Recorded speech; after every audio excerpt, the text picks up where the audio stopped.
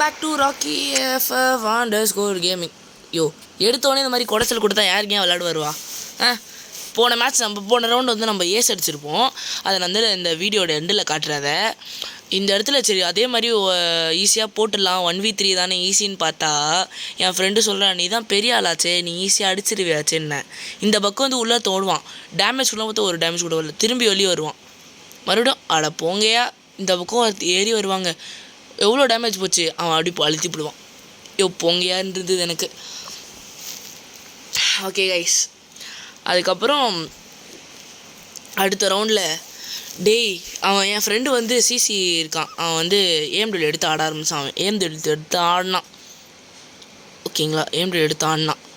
நான் என்ன பண்ணேன், நான் இந்த இடத்துல வந்து ஒரு தரமான செய்ய, இந்தாடா சிசி இங்கே வாடான்னு சொல்லிட்டு என்னாடான்னு கேட்டான். இந்தா நல்லவனாக இருந்தா மெடிக்கெட் கிரிக்கெட் எல்லாத்தையும் கொடுத்துட்டு நான் சாவ போகிறேன் ஏன்டான்னு கேட்டான். நீ போய் ஏஎம்டபிள்யூ ஆடு அப்படின்னு சொல்லிட்டு நான் ஜோனில் வந்து சேர்த்துட்டேங்க. இதாங்க ஹியூமனிட்டி. அந்த காயம் போதாத நம்மளுக்கு. ஓகே சரி, நம்ம பசங்க அடிச்சிடுறாங்க. WMW எடுத்து வச்சுருக்கான். ஓகே நம்ம தான் பார்த்தா இங்கே ஒரு 168 கொடுத்தான். மறுபடியும் டேமேஜ் இல்லை. இந்த நாய்க்கெல்லாம் அடிக்கல. இவனு போய் கொடுத்துருமே இருந்தது. அப்புறம் இந்த பக்கம் வந்து பிகே கிங் வந்து பார்த்தேன். இவன் அதுக்கும் மழகுறான்.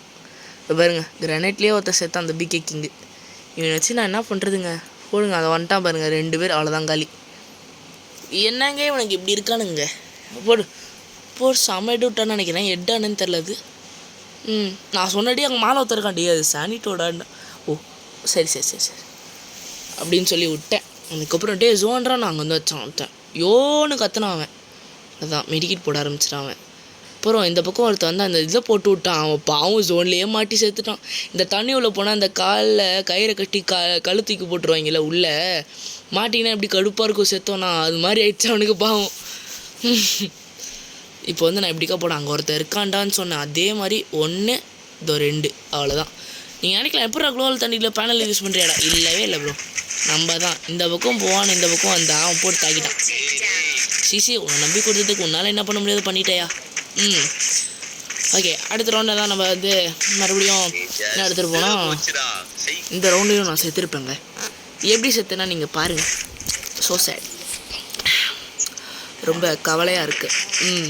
ரொம்ப கவலையாக இருக்குது. என்னன்னா நான் வந்து என்ன பண்ணியிருப்பேன், ஷார்ட் கன் எடுத்துக்கிட்டு ஏஸ் அடித்தா மாதிரியே அதே மாதிரி ஷார்ட் கன் எடுத்துகிட்டு போவோன்னு போனேன். நான் பாட்னு ஏறினேன். ஓகேங்களா, நான் வந்து இந்த பக்கம் போனேங்க ஃபஸ்ட்டு. அதுக்கப்புறம் தெரியாமல் ஏன் மேலே ஏறும், நம்ம ஷார்ட் கன் தானே வச்சுருக்கோன்னு ஏறினேன். இப்படிக்கா போய் நின்னேன்.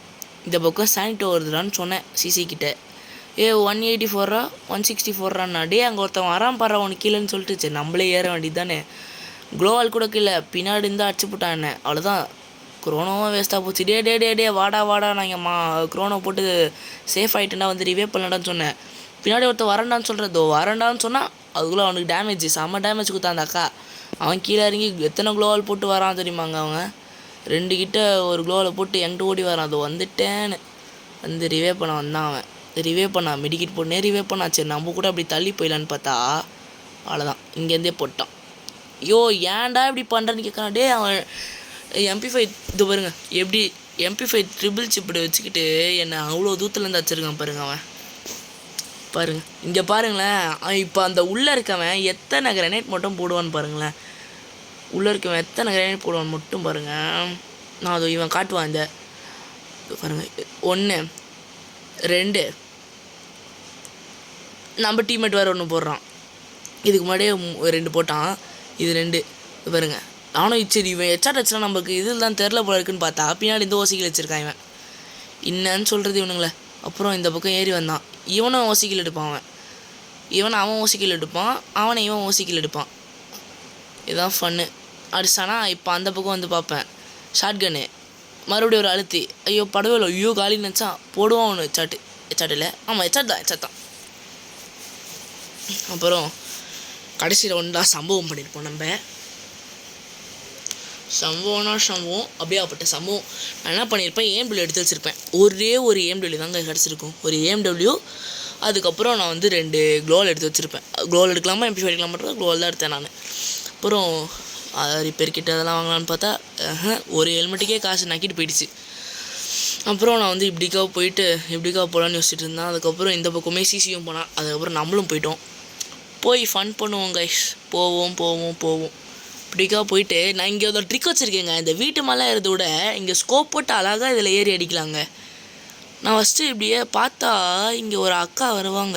எங்கடா அது? அடப்பாவீங்க. அதுவும் இங்கே சைலண்ட் வந்துதா. சரி இங்கே ஒருத்தன் வந்துட்டான்டான்னு சொன்னால் நார்மலாக தான் குச்சா அதில் ஏறிச்சு.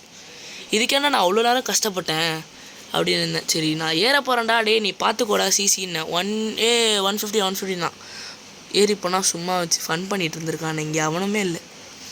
கொரோனா வேஸ்ட்டாக போச்சுன்னு இருந்தேன். சரி சும்மாவது நிற்போன்னு என்ன ஐயோ உஞ்சிச்சா அப்படின்னு சொல்லி போயிட்டேன்.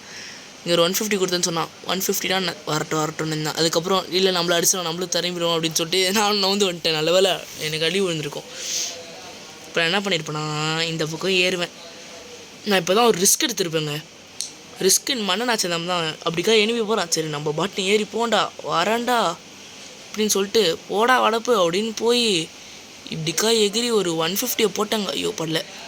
150 மறுபடியும் போடு வாண்டடாக வந்து வாங்க போகிறான். நான் என்ன பண்ணுவேன் இப்போ இப்படிக்கா போய் இங்கே ஒரு ஓசிக்கல் எடுப்பேன் பாருங்கள். ஓசிக்கல் அப்புறம் இன்னொருத்தன் கீழே இருக்கான்னு சொல்லுவான். கீழே அதை வந்துட்டேன். எங்கேயா இருக்கான்? கீழே தான் இருக்கான். நான் அதை வந்துட்டேன்.